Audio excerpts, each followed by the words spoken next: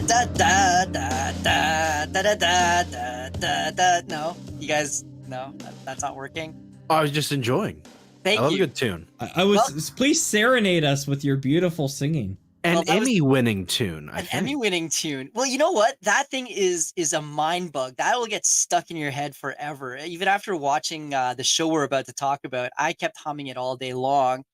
And for those of you who have not seen it, well, first of all, welcome back to another episode of Officially the Lost Guys. Thank you for joining us. And today we are going to be talking about SeaQuest. Woo! Yay, hooray. So what I was trying to very horribly hum there was the main theme song of SeaQuest.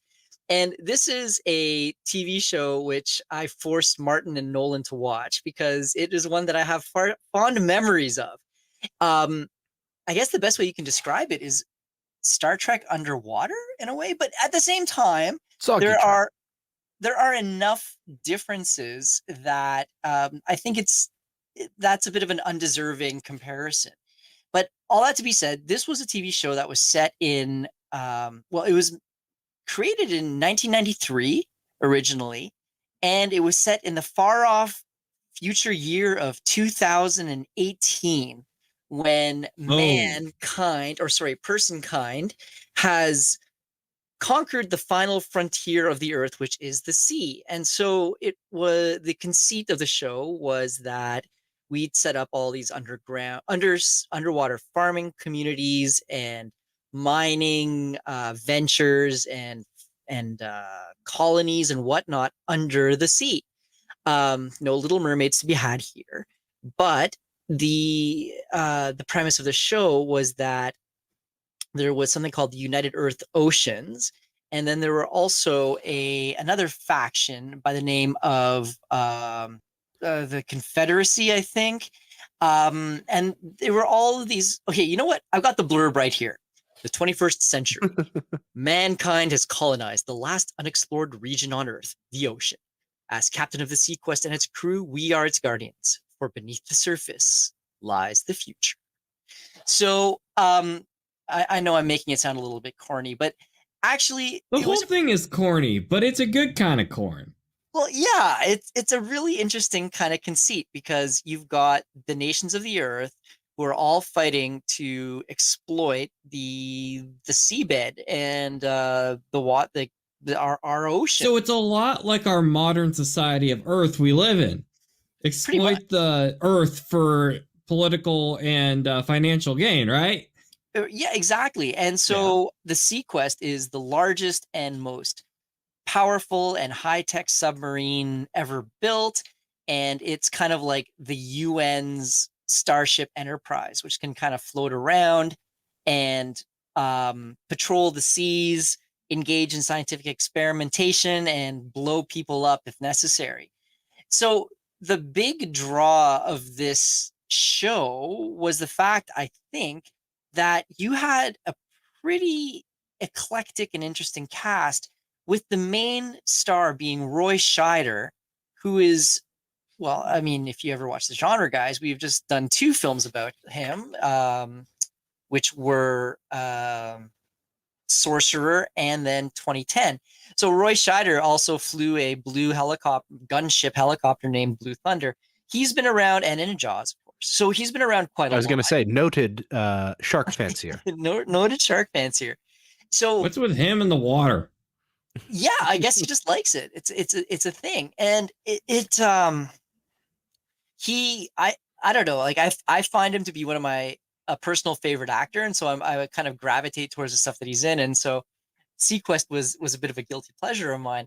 But ironically enough, what I found really interesting about this TV show was the fact that you would think, given the focus on underwater adventure and exploring the sea and submarines and whatnot, that this would be like James Cameron's baby, right? But it wasn't. In fact, it was executive produced by Steven Spielberg, and it was created by Rockne S. O'Bannon, who also created probably the best science fiction series of all time, which is called Farscape. And that might be something else we'd have to do sometime down the line. You misspoke. You misspoke. You were supposed to say Star Trek: The Next Generation. Star Trek: The Next Generation. You know what? That's not even the best Star Trek. I Oh, I I'm sorry. oh no. I'm sorry. Are we already? I feel a little here? hurt inside my chest right now. There's about to be some beef going on in the Lost guys. If Jeez. we only have two hosts in the next episode, you guys know why. No, I totally understand. I was a Picard boy myself, but I grew into a Kirk man.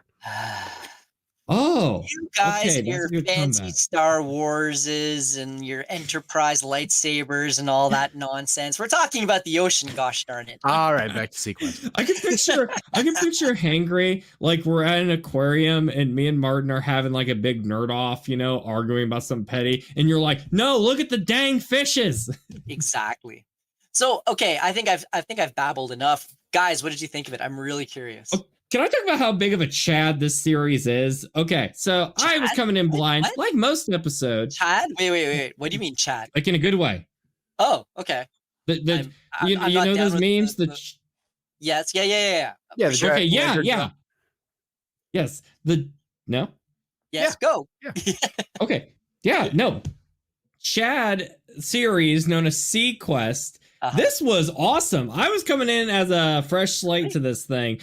And as someone who lives and dies by Star Trek Next Generation, one of the top greatest fictional things ever made to a human, it's basically Star Trek Under the Sea. And I was expecting this to just be kind of like one of those, like, how did this probably lasted like what 13 episodes and it was like awful or maybe it was like charming, but it's just kind of hokey. This actually really surprised me because one thing I feel about this show is there's so much about it, much like how when we covered Viper back in the first episode, there's so much about it that's just so cheesy, but it's in all the right ways. Because I feel like a problem with modern movies and TV shows is you have a lot of the things that are like the characters just come off as being either a little too, like you can't connect with them, or more so, the whole show is just too much like reality to where it gets boring or uncomfortable. Like there's like no real fun in it. And then when it ends up hokey, it's usually in its effects. Like it's like a CGI monster. And then when you want it to look a little more realistic, it completely falters. This nails something that is really beautiful where everything like the 90s hairstyles, the outfits, the fact that the chick on there is the absolute hottie and they like to have her in certain costumes, the my god admiral who's been through it and back, like it's the fun stuff that you want to remember and dress up for Halloween.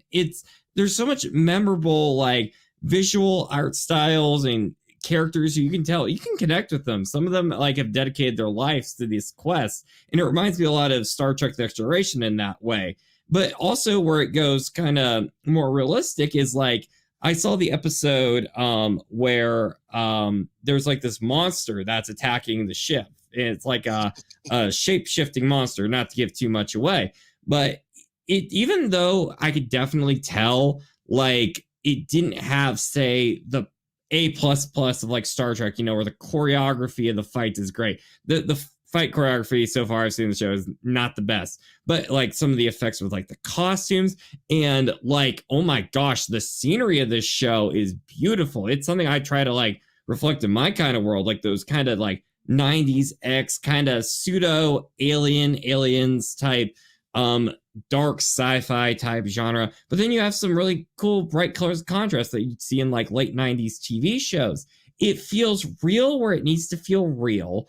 It's fake where it needs to feel fake. And one more thing I want to say though, so the characters are good, the visuals are good, but also I miss so much when people would get experimental with things. Like the shots in this show, like the camera work, you have all these fun things where you watch so many things nowadays and like the camera's just so like in the middle. It just feels so corporate. Like everything just has to hit ABC.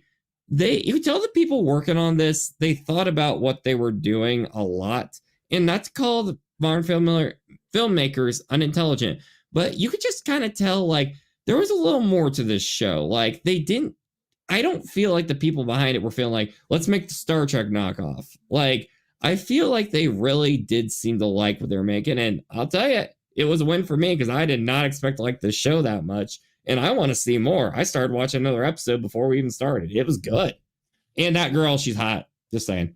Well, so before you, well, Martin, if you want to talk a little bit, I'd love to hear your initial thoughts on it. But Nolan, hold that thought, because you probably watched a much different show than what I watched, which was the pilot episode.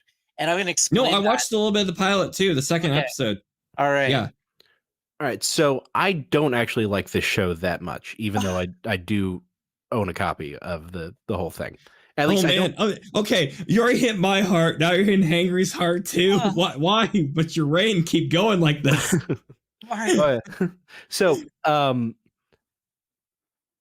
don't know. There's a lot of like the 90s We Are the World sort of politics of the show that I like, even as a kid I didn't like.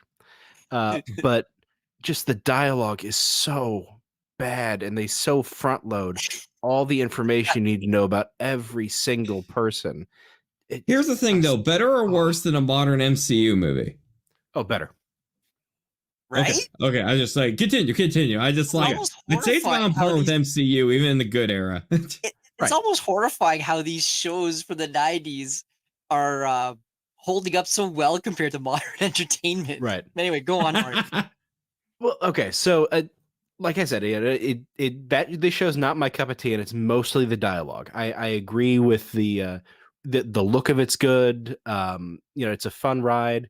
Season 1 is more of a down to earth science fiction show. Season 2 really is more of a Star Trek ripoff. Season 3 is more of a geopolitical military show because they just kept retooling it. Season 3 features Michael Ironside, who I think has one of the best voices in the business. Yes. And he's Canadian. And the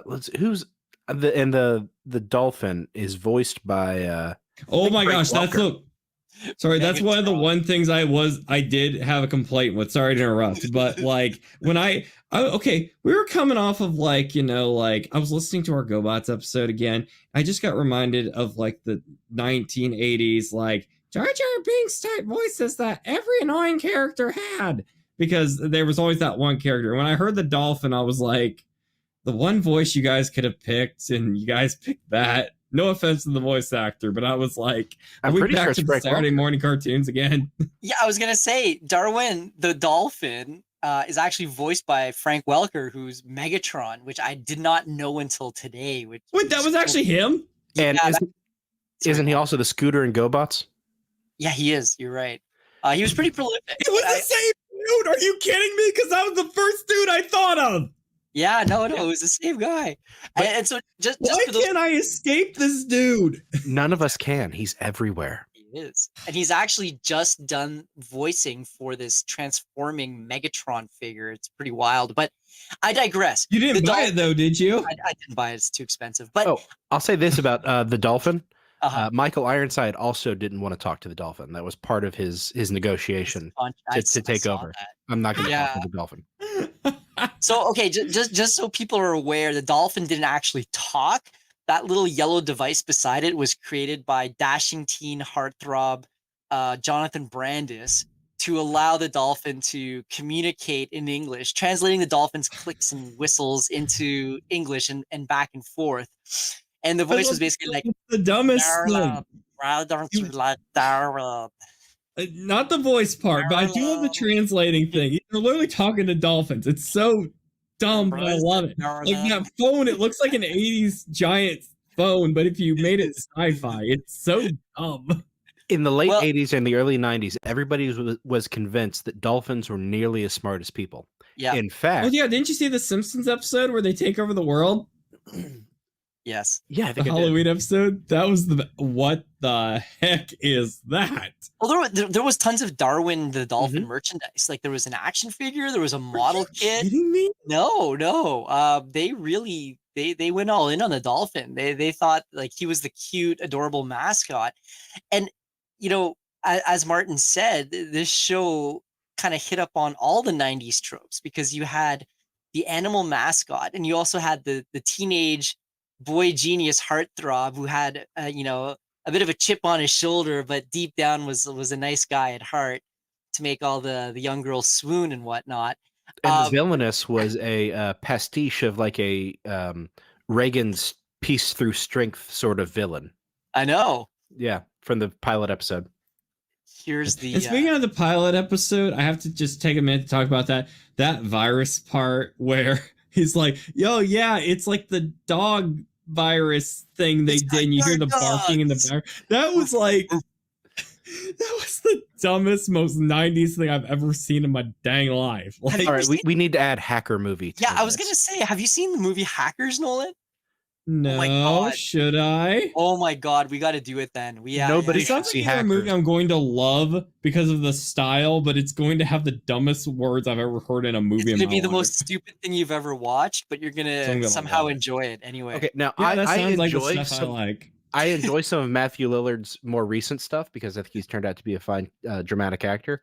But Plays this very is good young Scheider. Matthew Lillard as the second lead, and it's not good.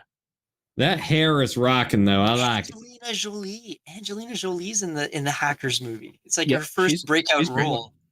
Well, wait, what? We're still on Hacker. Wait, she's in it? Okay, now I really want to see this movie. Yeah, we're gonna have to do this. Okay.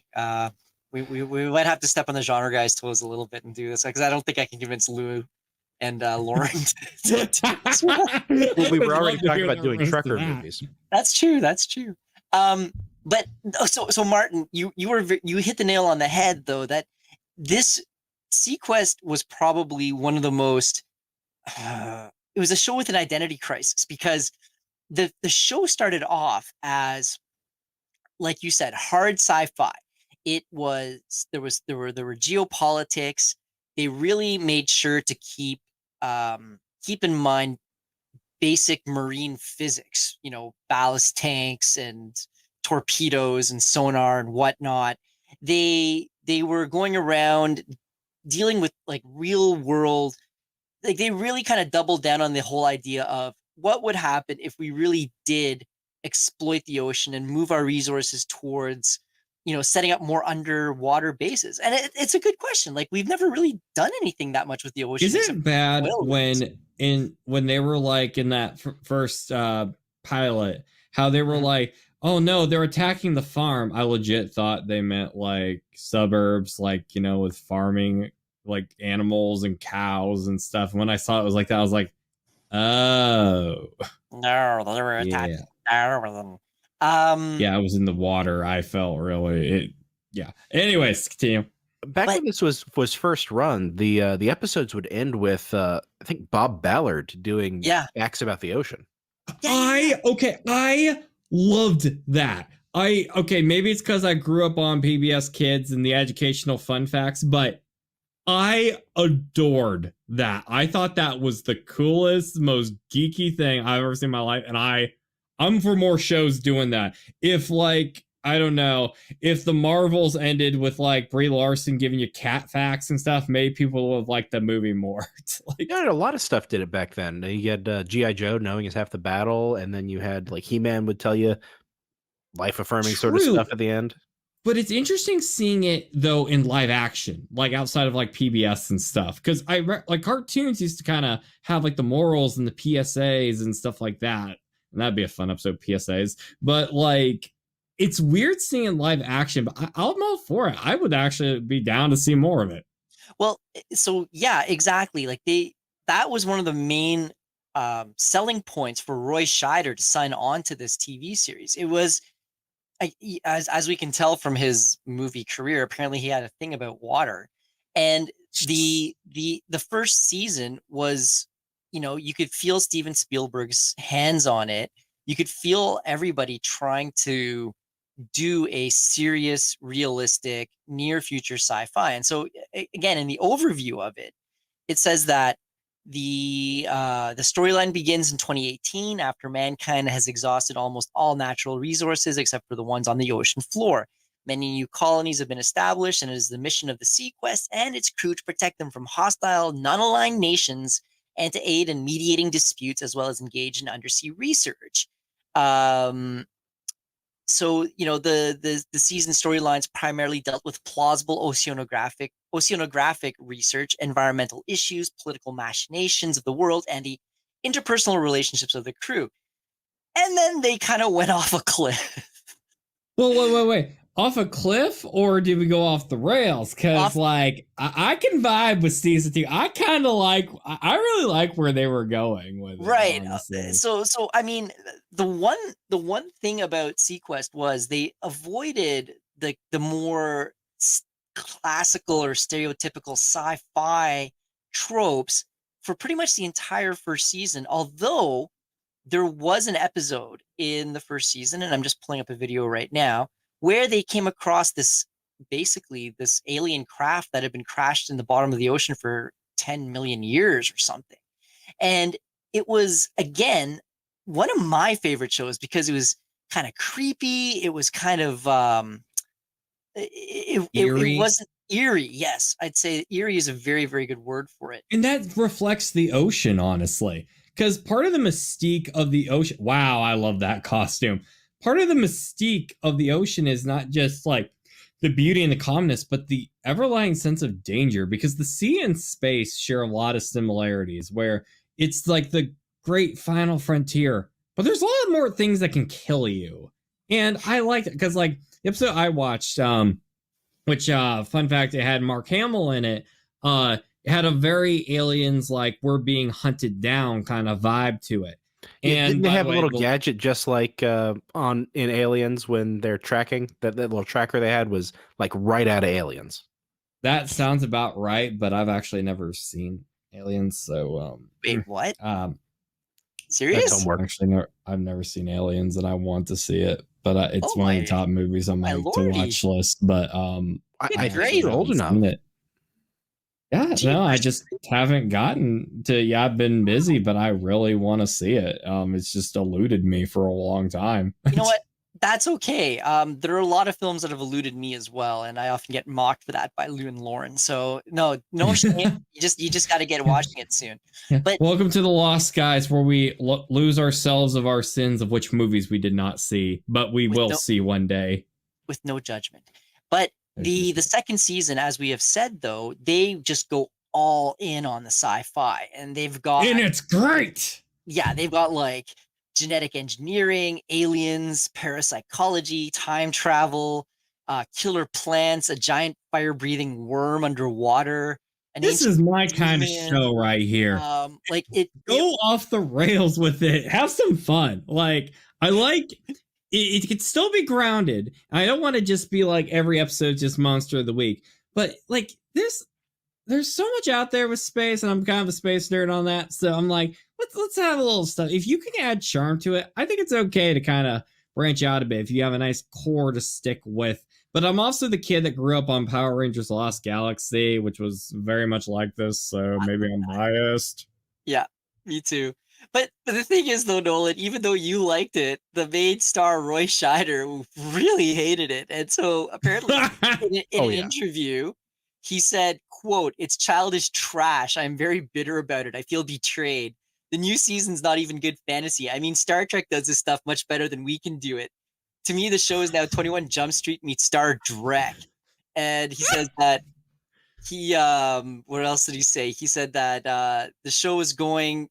The show's become Saturday afternoon, 4:00 junk for children, just junk, old, tired, time warp, robot crap. And he's like, I don't do this kind of stuff. I said to the production executives, if I wanted to do the fourth generation of Star Trek, I would have signed up for it. I wouldn't have done SeaQuest. You guys have changed it from handball into field hockey and never even bothered to talk to me. So okay, that is the best rant I think I've ever heard an actor say about a show, period, bar none. That needs to be famous. But I will say, my God, what would he think about the trash they're putting out these days? Like, yeah, well, I mean, it's all relative, right? But it was interesting, though, because in the second season, they got rid of a whole bunch of the original cast. They hired on a bunch of like sexy new actors, including the DeLuise actors. I was about to say. And they started putting them in skimpier cleavage revealing outfits. Okay, hey, they had to get the ratings up some way, and it's balanced too. Like look at the cast here. It's not just the ladies. Like the dudes be rocking the gun show and the long hair. Like everybody feels like being the most like it's quickly becoming like the Spanish soap operas, you know, where everyone's just beautiful and everything's just perfect around them. Like it's kind of charming. But Martin, what were you gonna say? I was gonna say what's interesting about that is he says it's 21 Jump Street meets Star Trek. Peter DeLuise, who was brought in for the second season, was on 21 Jump Street. I just every time you guys bring up 21 Jump Street, I know this isn't technically Do I do that often? I just keep thinking about no, just in this episode. And every time I hear it, I just keep thinking about how they were planning to do a 21 Jump Street Men in Black crossover, and I'm just like, were they? how would that? Yeah, they were talking about doing that, and it never happened. But how would that even work? That's a great question. That's a great question. There's been some weird ideas, and I would have rather had them do that than Men in Black International. But that's a topic for another day. Yeah, no kidding. Martin, you don't sound too enthused about that idea. No, not really, no. Oh, dear. Well, so anyway, after the second season, the SeaQuest ends up being transported to another planet to fight in the underwater oceans of this alien world. Okay. Did you not watch the second Mark Hamill episode? No, I only saw the first one and some of the most of the second part of the pilot. I ran out of time. Yeah. So that's how far I've gotten. And then I think at that point, Roy Scheider begged NBC to let him break his contract and leave. And so then did he get to leave? And a couple others. And a couple of others too. And so then he did get to leave. And but then they got Michael Ironside to come back in. And I admit that at this point in the show, when it was actually airing, I kind of checked out of it. So I haven't really watched the third season. But my understanding is, and you know, is it better than like when the freaking GoBots became rocks? Is it really better than that? Well, I'm not sure, but I actually think the dialogue is better in season 3 than season 1. Well, here's a quote from Michael Ironside promoting season 3. He says, "The world is not a nice place. It's not comfortable. Corporate entities have grown to the point where they rival and sometimes are more powerful than actual national governments. The UEO is not the big kid on the block anymore. The SeaQuest is no longer state of the art. It's a boat and it's a military vehicle, and I'm going to take it places it's never been before." Okay, that's pretty epic. Yeah. Which is saying something because it went to space and fought a civil war on another planet. And then came back. But yes. So the Wikipedia entry for it says that in the third season, it became much darker than it was, focusing less on science and science fiction and more on international politics. But anyway, the ratings kept collapsing and it ended up being canceled midway through. I wonder if that would make this third season in today's like all the issues going on in the world. I wonder if that would make the third season better or worse, because it wouldn't have because it might be a little too hitting home in some ways, you know? Well, like I said, I thought the dialogue was better in season 3, but at the time I wasn't really watching it because I think it was on against Lois and Clark. Yeah. So that wasn't going to be Lois and Clark. that's one of the reasons why it kind of was having a really rough time, because it was. This shot is so beautiful. Sorry, I'm geeking out as a filmmaker right now. You know, my kids watch this. It looks great, though. It looks fantastic. Like, look at the practical effects. It actually like, is a well-framed shot. Yeah, wonderful.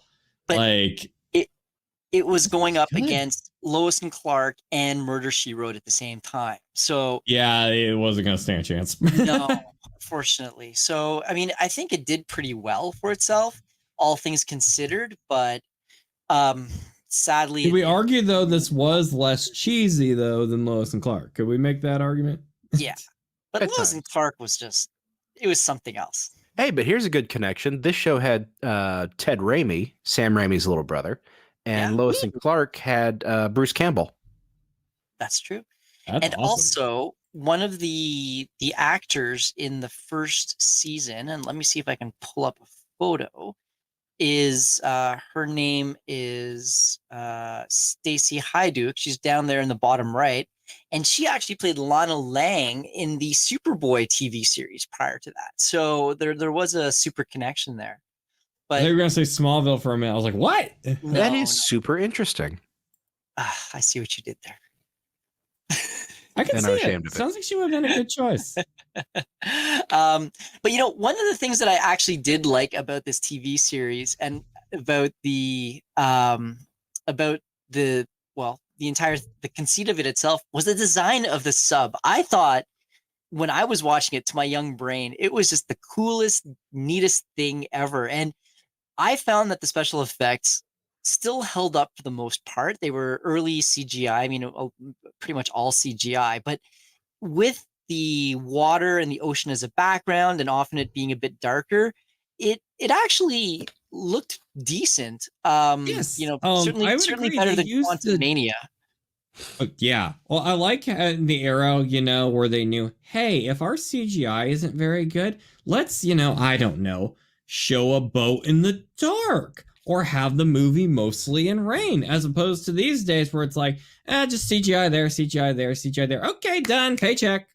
Hey, does the SeaQuest look to you like a Vorlon ship from Babylon 5, if you watch that show? It looks, I love that show. So it looks like a cross between a Vorlon ship and the Nautilus. Like that's kind of the vibe that I was getting from it. Yeah, it's definitely supposed to look like a giant squid from certain angles. Yes. And but I love that design. I thought it was great. I like how it kind of looks scaly too. Yeah, well, that I think it was like supposed to be some sort of bioorganic or a blade of armor or some such. Is it the same? Yeah, the exterior shell of the ship is. Oh, sorry. Go ahead, Nolan. Is it the same stuff the Viper vehicle is made out of? I know I keep calling back to like every episode we've done, but I'm like, I keep thinking of Viper with the scales, how it transforms. I'd like to think so. Right. I think in the first episode, they say something about the biological layer on the outside. Yeah. That does ring a bell. But, the other things about the show, too, the technology was really interesting. Like, they had things like, they had the dolphin translator, which was its own special thing. But and they also tubes for the dolphin to go all over the ship. Go all over the ship, yeah. But they also had, like, basically a form of holographic AI, which was really neat. Which frankly... honestly... Yeah. Sorry to interrupt, but like when I saw the holographic AI in the pilot episode, I just couldn't help but think about like all the AI girlfriend stuff right now, where it's like, yes, Commander, you're the best at your job. Go get them, Commander. And I'm like, I had this made is that a little connection. too hitting into home the modern day right now. Now I'm a bit disturbed now. Thank you, Nolan. Except it was an old bearded British dude. Yeah, that's why I'm a bit disturbed. Whoa. Well, until he switched it out for his wife. Yes, that's okay. Wait, better, worse, better? Dead wife? Dead wife? That's not better. We'll go with better and not think about it too much, hopefully. And I couldn't figure out why, whenever the torpedoes were fired from one of these ships, that they caused these like sort of little light explosions. But I like it. Yeah. I mean, it was very Star Trek-y, but that was it. The conning tower looks like the statue of Jesus in Brazil. That it does actually. But back to what I was saying before, though, about the technologies. Like, again, this was made in 1993, but they were predicting things like drones, virtual reality, AI. So there was a lot of prescient stuff in this, I would say. Wait, this was 93? Yeah. And it actually looked a little more like about 3 years or so later. So good job. Good on them. It's pretty good. It went from 93 to 96. Well, I would have thought it would have been like 96 to 99. Like, impressive. No, so this was pretty ahead of its time, I would say. I thought that this was a charming show. I enjoyed it. Agreed. It had its moments, but I think it's worth a watch. If it's something that you guys, well, I don't know. It's a great if you just want to today. You guys talk. I don't want to talk. Okay. I'll take the mic right now. Okay. All right. So this reminds me of like when you go to like those VR stuff, like Dave and Buster's, and it's complete silly when you put on the headset, like the plot and the synopsis, or when you go to a theme park and like it's got to kind of role play a bit with it. It's dumb, it's cheesy, but it's fun. Like, I just think it's a fun show. Is it like the most groundbreaking cinema ever? No. Like, is this as smart as Star Trek? No. Well, okay, it depends on era of Star Trek we're talking here. But yeah, I'm kind of a snob on that. But it's it's fun, and I think it gives a lot to it. Really works wonders for the imagination, and the characters are charming. Yeah, some of the stuff can be a little hokey, especially like the dolphin stuff. But I mean, could you imagine just think about how fun it'd be to live this out? Like, yeah, you talk to dolphins, you go on space quests, and I think the execution was pretty good. It's got good lighting, it's got charming, fun characters, like, and it's got some really cool music that kind of reminds me of Waterworld on the Super Nintendo, that soundtrack. So that makes me happy too. I always felt like the incidental music within the show was trying so hard to be Star Trek. Yeah. Oh yeah. Yeah. It's like, it's totally Star Trek. And I don't dislike this show. I dislike the dialogue in this show really, really badly. But the show has a certain charm to it, and I want to like the show better than I do. Aw. Well, it's like me last episode. We flipped. What the heck happened? Here's something that might make you guys feel a little bit better about it. Perhaps Nolan especially. I did not realize this until I started doing a little bit of research about the show. But apparently, this show was popular enough, and I am stalling right now because I'm trying to find the picture of it. You know what? Screw it. I'm just going to bring up the actual. Okay. This is our chance. Martin, quick, do improv dancing while we wait. There was a Super Nintendo game of SeaQuest. It was on Super Nintendo, and that makes it even better. I didn't realize it was a Super Nintendo game. I didn't even know that. Like, I mean, if I had known this, I would have gone and played it. But I think I rented it at a Blockbuster one time. Really? How was it? I might go download it now, to be honest with you. Yeah, it wasn't bad. Like most tie-in games, they spent so much money on acquiring the rights to the name that the game suffers a little. Yeah. Oh, I see. Okay. So where in the license gameometer? Is it one of the better ones or one of the ones? Maybe better than Star Trek on the Nintendo. Oh. Okay, so good direction. Or was that Super Nintendo? The TNG games were Super Nintendo. No, this was original series. Oh, okay, then that would have probably been NES. So here's the screenshot. It looks cool to me.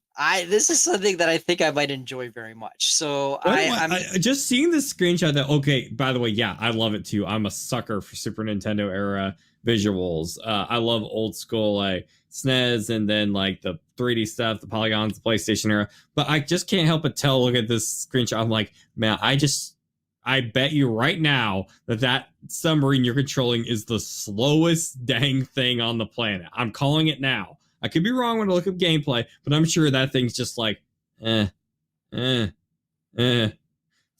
you have any SeaQuest Super Nintendo fans, please alert me if I'm wrong. Yeah, all two of you. We're gonna need some testimonials here. I think this show could actually generate a good Warcraft style real time strategy game. Oh, 100%. Yeah, it's the geopolitics of it, the various ships that they have, the designs, and so on and so forth. I think would be a lot of fun.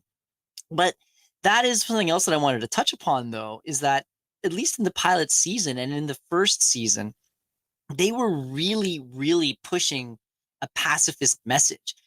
Roy Scheider, as the Captain Nathan Bridger, he's trying his darnest to find a peaceful solution to this predicament that he's in with one of his old students, who's kind of like a slim and young Margaret Thatcher, who's kind of lost her marbles a little bit. But she gone cray. Yeah, and it's they keep emphasizing that fact throughout the first season at least, and then they meet aliens and they go and fight a galactic war and all of that goes out the window. That stuff happens sometimes. Yeah. So I thought that was really interesting because they even at one point, I think during the pilot episode, say it's not just about going around and shooting people or launching torpedoes. There's got to be some other way around it. And I love that line. Okay, I know Martin didn't dig the dialogue, but let me defend it a little bit here. Let me defend. Sorry, I feel like I'm dogging on y'all episode. But like, go ahead. I gotta say that line really stuck with me in the pilot, where they're like, he's saying like how she's just kind of throwing the missiles around all this and that, and they're not taking the lives into consideration. I just can't help but think about our modern era where, yeah, it's kind of cheesy, but at the same time, it's like, it seems like a lot of people taking things for granted. People don't realize, like, of course, world problems, but also like hate comments online. They don't realize that there's someone behind there. If they're stealing from a big chain grocery store, they don't realize that that food had to come from somewhere. And I think that does have a lot of weight that still carries to today, in my opinion. Sorry, Martin, you were going to say?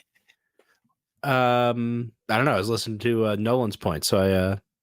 Fair enough. Yeah. But it was a little bit refreshing, and it was overall a very optimistic series, at least for the first season. Be that as it may, what, you didn't think the shape-shifting aliens was uplifting?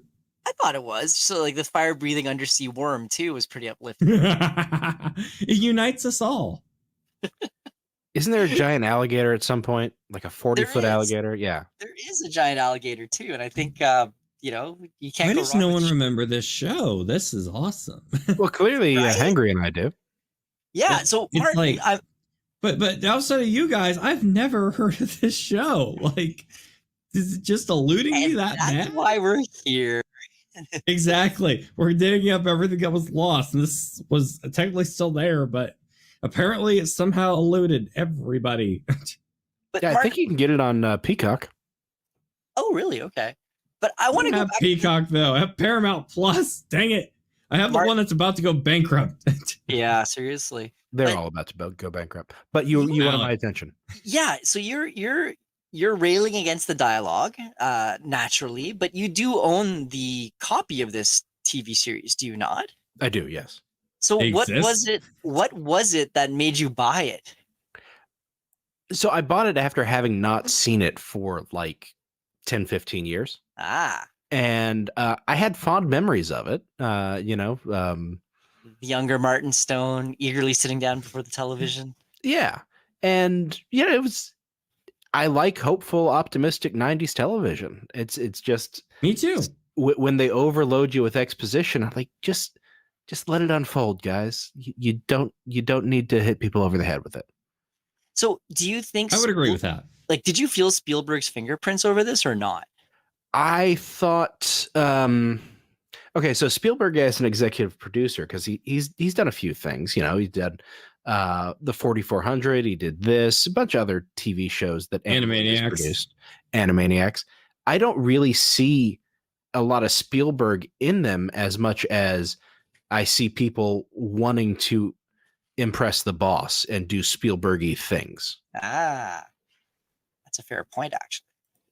I was shocked when I saw the Spielberg logo thing at the end of this. I'm like, what? Yeah, it was Amblin Entertainment. And I don't think he was an executive producer. I think he was actually a producer. Oh, no, you're right. He was an executive producer. Yeah, so there were a couple of them. But it was Amblin Television and Universal Television that put it together, run on NBC. And so they had 57 episodes, 3 seasons, and it was, I can't believe it actually went for 3 seasons. Like, I say as someone who likes the show, but like, this hit me as something that would have been like a year, or it would have been like Vipered, where it got like a major budget cut, barely anyone returning, which granted, this show did cut back on its actors from season to season, but I don't know. I would have expected a more drastic overhaul, which surprised me. But, it still exists today because today in quotes, because the entire complete series was released on Blu-ray 2 years ago in 2022. So it is out there. We got this, but we couldn't get Godzilla versus Wolfman. Okay, sorry, I need to let that go. I know. Sorry for that. It still hurts.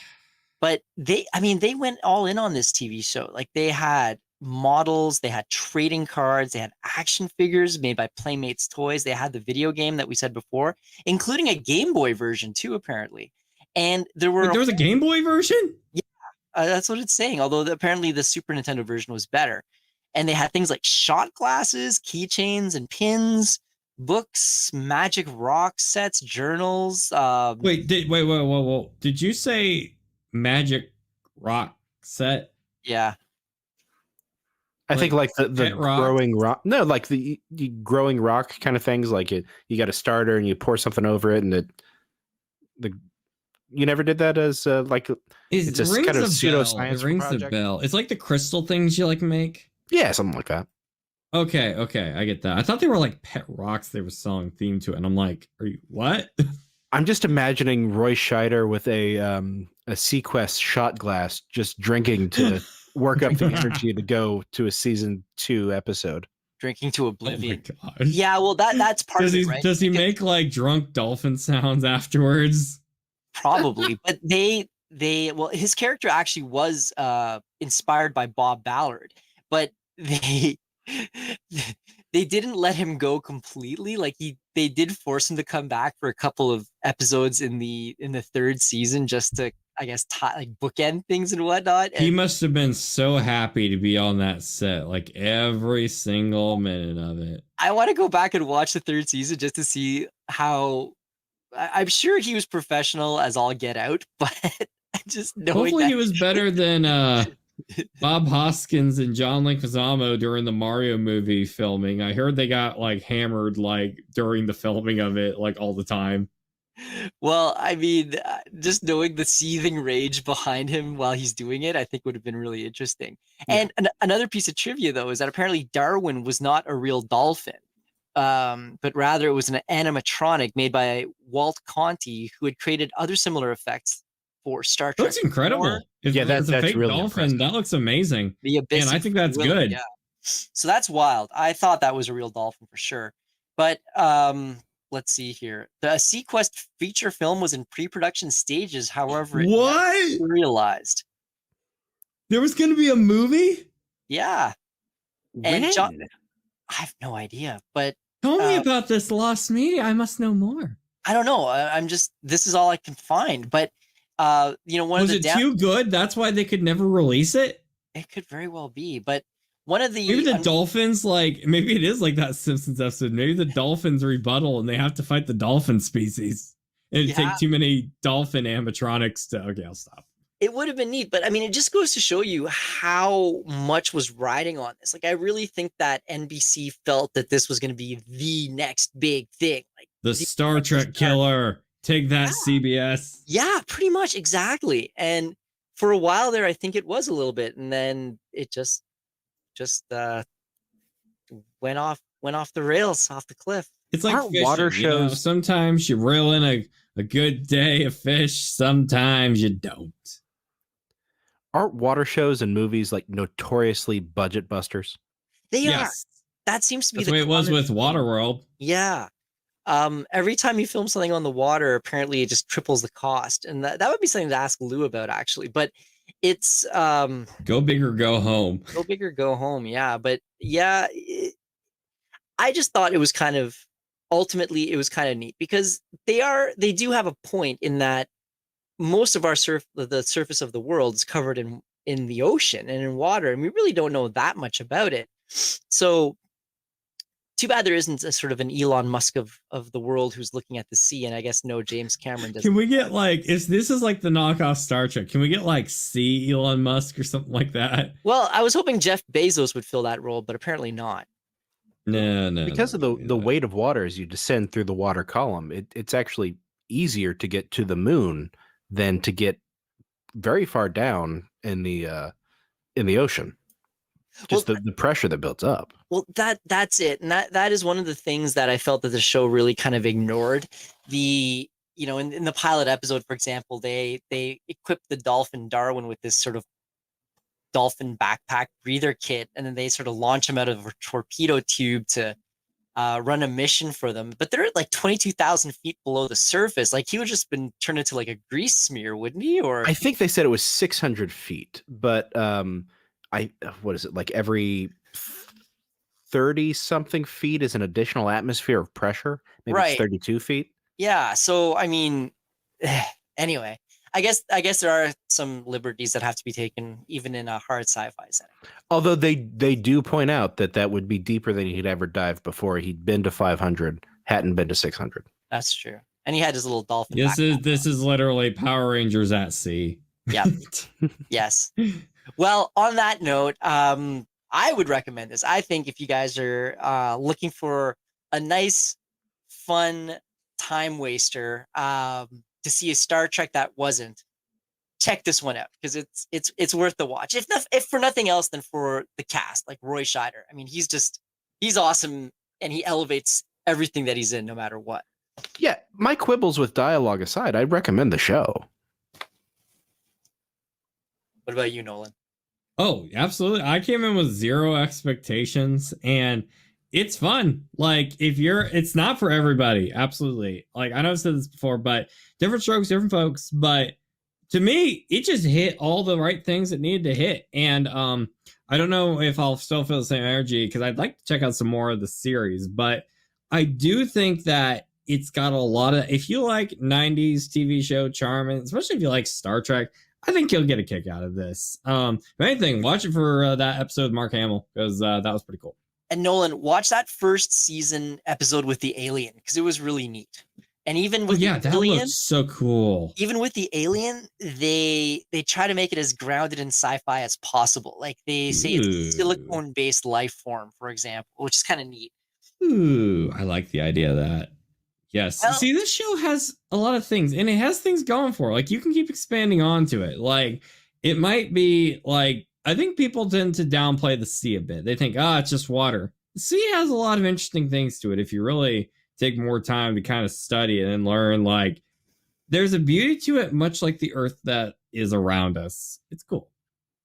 Yeah, like there's a lot of stuff in there, like Atlantis, crashed alien spaceships, a floating trash island, etc., and so forth. But all that to be said, I think it's ripe for story potential, and well, not even just that, but ripe for real world exploration.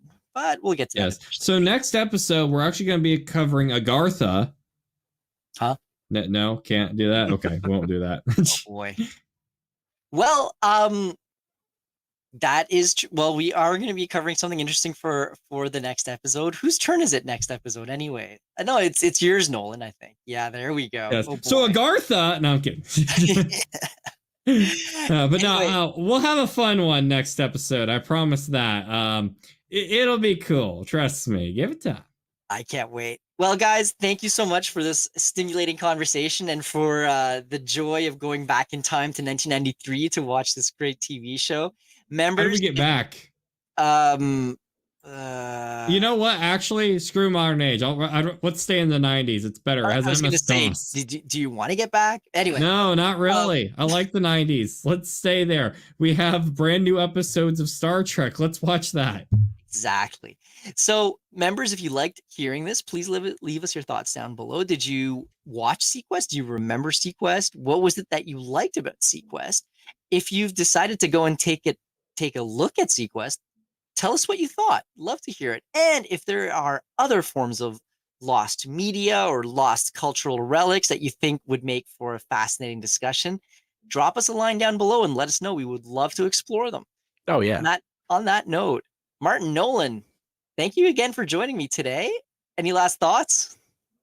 I would like to say thank you. This isn't much for the show, but I'd like to say thank you guys for the kind support and comments and likes on the series so far. We're at the point now with recording them where we're seeing more of the feedback and stuff, and we appreciate all the kind support. It really means a lot.